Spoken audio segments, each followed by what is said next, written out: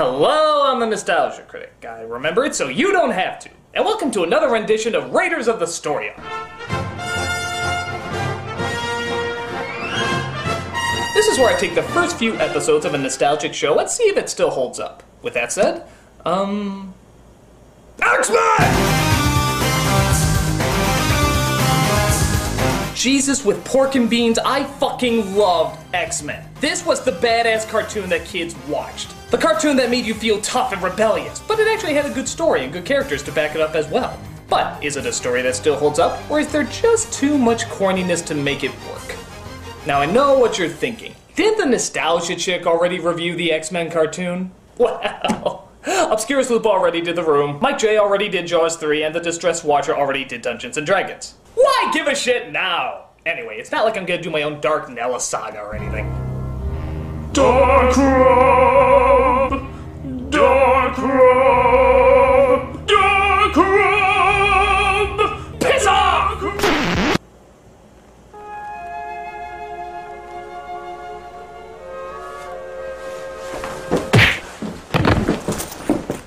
Well, with that said, let's take a look at the first few episodes of X-Men.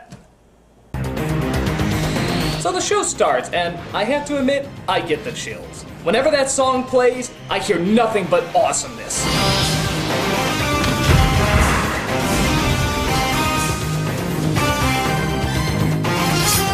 It's the coolest thing ever. I get this overwhelming urge to kick some ass.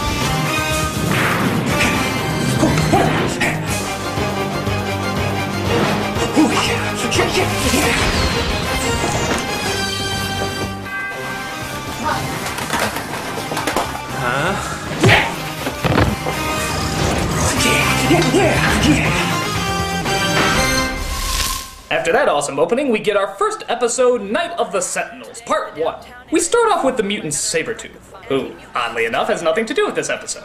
After throwing a car at a cameraman who somehow filmed this entire event completely still and miles high in the air, we cut to a concerned mother and Ray from the real Ghostbusters, who are talking about their daughter.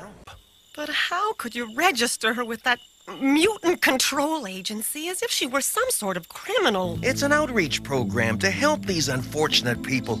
Let's just hope the neighbors never find out our beautiful Jubilee's a mutant. So this is Jubilee, a young girl who's always dressed like she's about to do the dishes. In the rain. But little do they know that a mechanical visitor is about to cross their paths. What if we were wrong? What if she isn't a mutant? Are you kidding? Look what she did to the VCR just by touching it. Well, to be fair, that's what happens when most women touch a VCR. Yeah, come on, get the VCR to stop blinking 12, I dare you! I fucking dare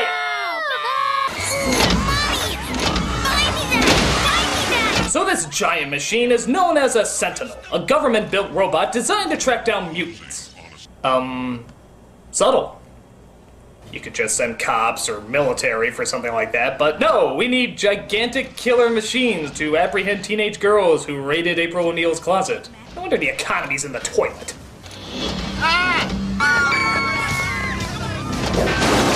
Good God! We get upset when our policemen use bad language. How the hell would we ever let this destructive can of Campbell's soup fly? Hello, Mutant Registration Program. One of your fucking robots just broke in and destroyed my mall! Jesus Christ, the property damage is unbelievable! Well, sir, did you keep the receipt for the mall? No. Then we have nothing to discuss. Oh my God, it's coming back! Ah! Have a nice day, sir. So it turns out the Mutant Outreach Program really is designed to reach out and grab mutants, whether they like it or not. But fortunately, this mall is also the shopping place for Storm, another mutant who I swear thinks that she's in a J.R.R. Tolkien novel. Storm, mistress of the elements, commands you to release that child. Go back to the shadow, flame of Udun! She helps save Jubilee along with another mutant named Rogue, who I swear to God has only gotten hotter with time.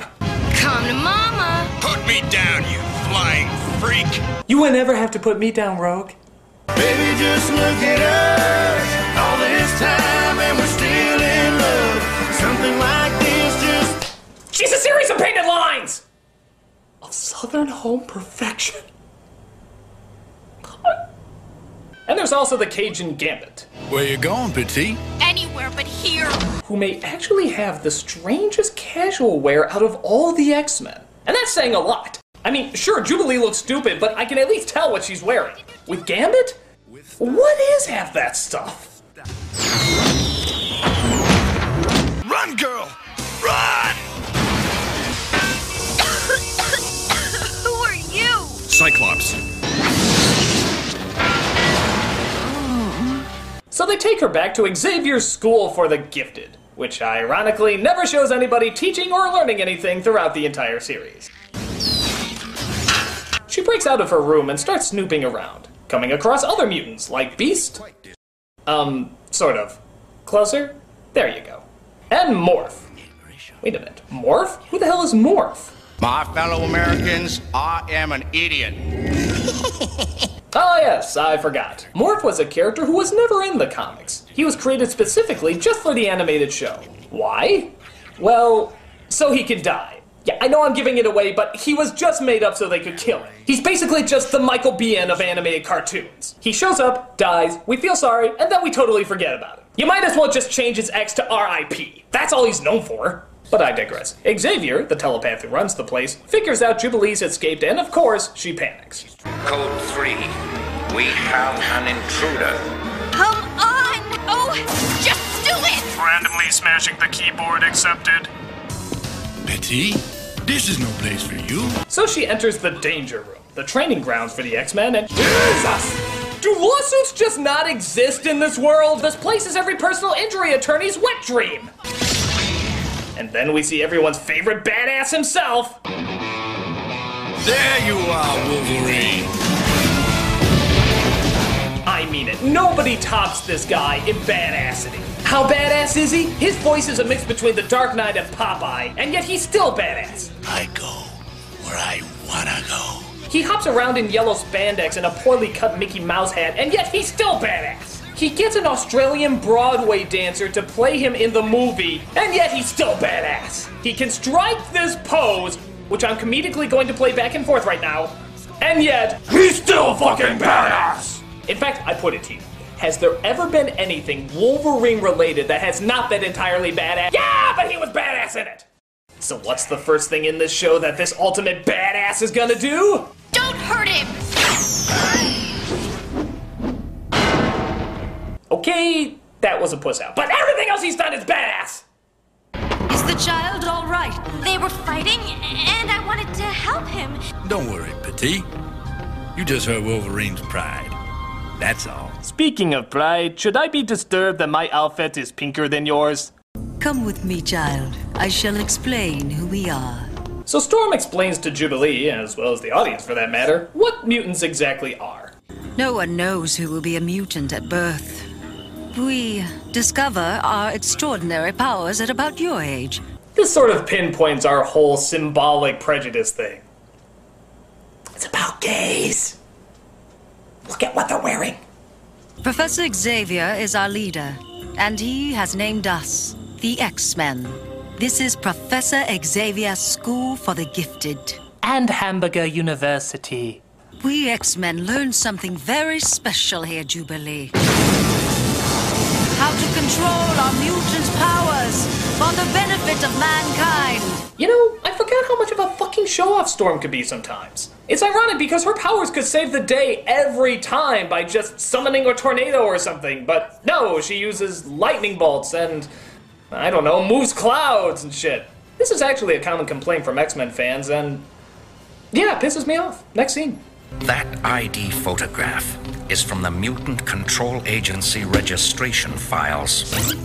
Somewhere in there are the registration files of hundreds of mutants. So we get them, and we shred them. So they find out where the headquarters is and decide it's time to take action. Professor Xavier, we've been together for a long time, but when you formed the X-Men, was it not to teach us to use our powers to benefit mankind? Professor, aren't we? I know what you're going to say, Cyclops, but I'm afraid we have no choice. No choice? You're just jumping into terrorism! I didn't hear anything else discussed! You didn't even talk about any other options!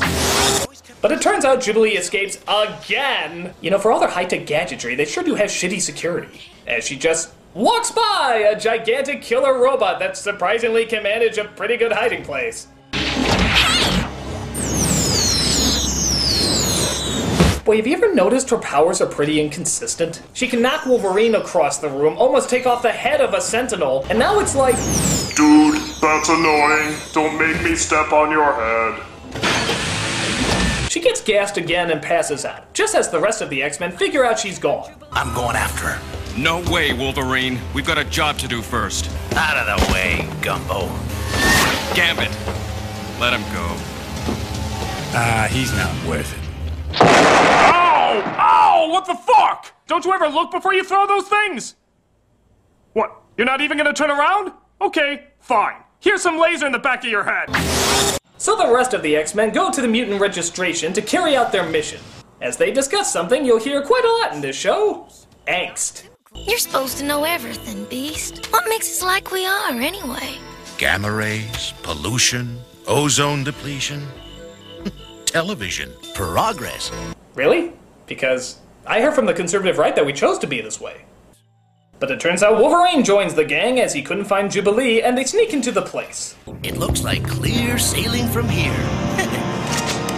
And thus ends part 1 as we begin part 2 in the next episode. Oh, wait, right after we have one of those classic episode recaps. Let's just hope the neighbors never find out our beautiful Jubilee's a mutant. Gambit will help you. Who are you? Cyclops. There you are, Wolverine. I'm not gonna kill Jacob, Ben. You are. Shields up. Red alert. Batman was tied to a mattress.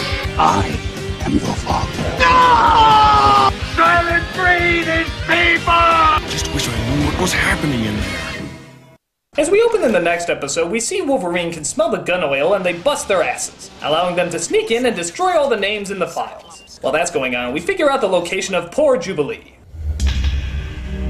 Well, to give credit, that does look like a typical Detroit building. Wake up.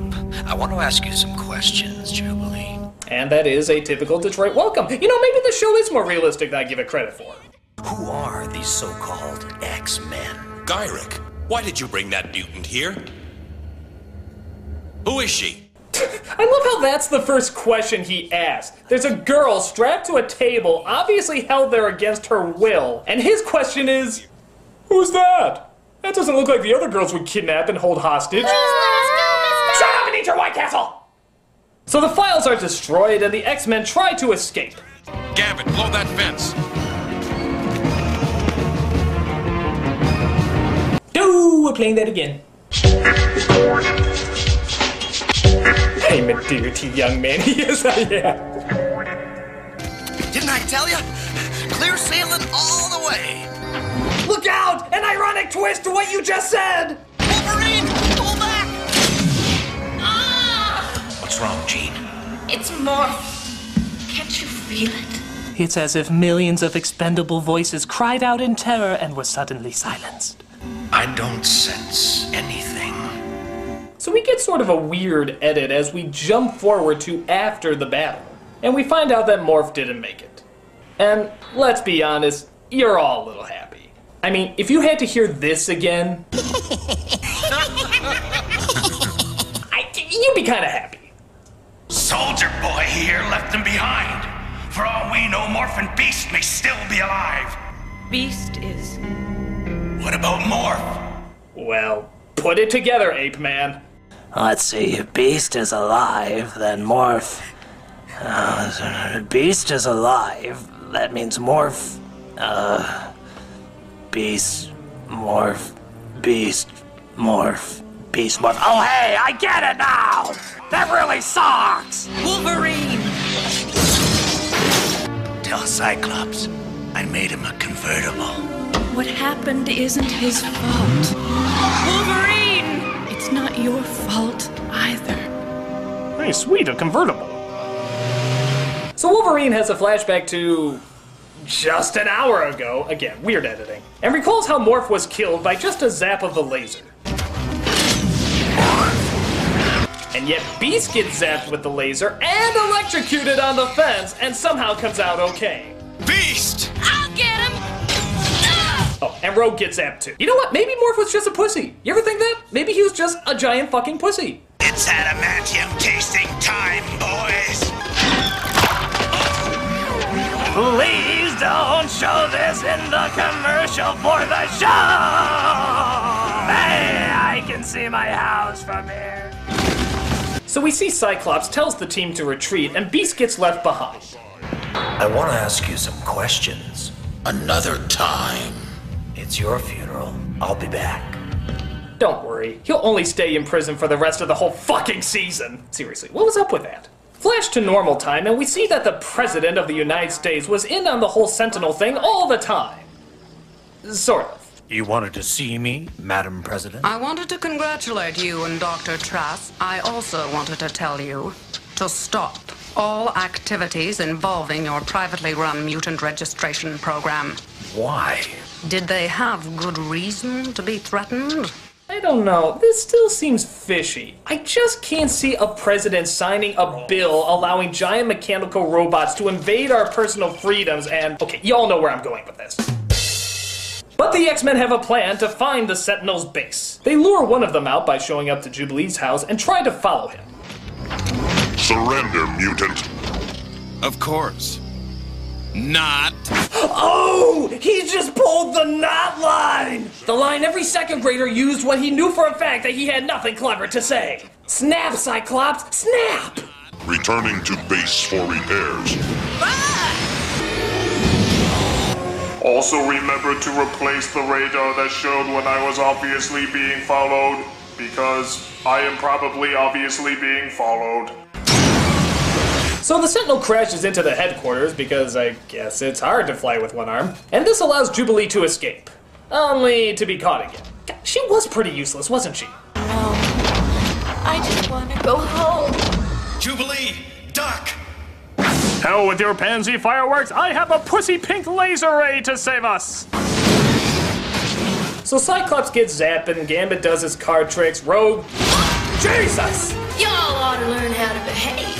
Oh, that's right. It's Rogue. She gets up like she's Wile E. fucking Coyote. God, I love her. She's so friggin' hot that even the Sentinels are humping the air looking at her. No, I'm totally serious. Look. Oh yeah. This guy's harder than solid metal. Oh yeah. But then Wolverine comes in to stop it. Oh, come on, man. It's like guy rule number 4. Let him finish.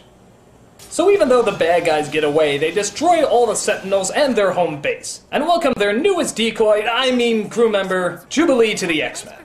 You will come to visit us, won't you? Does a mall baby chili fries? That's bad 90s talk for... No, she won't.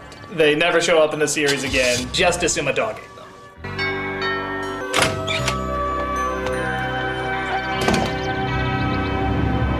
And thus ends the story arc of X-Men. After so many years, does it still hold up?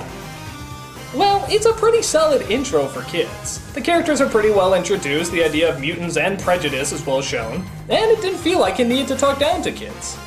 Too much. Okay, there's a lot of things that are silly, and I'd be lying if I said it meant Batman or Animaniac levels, but as kids shows go, it holds up pretty well. It has decent action, well-developed characters, a passionate story. It was a show that felt big. Every event that happened felt like a big event. There's a lot of goofy moments, but there's a lot of kick-ass moments too. And you can tell that it wasn't just another comic show that was made for children. They put a lot of actual effort into it. And it definitely shows. It may not be perfect, but by God, it's friggin' awesome. I'm the Nostalgia Critic guy, remember it? So you don't have to.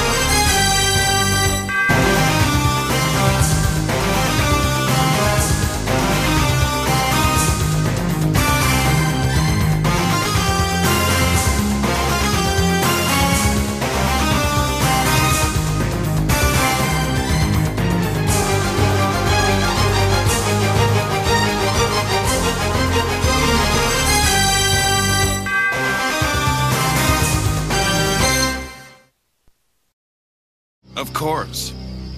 Not.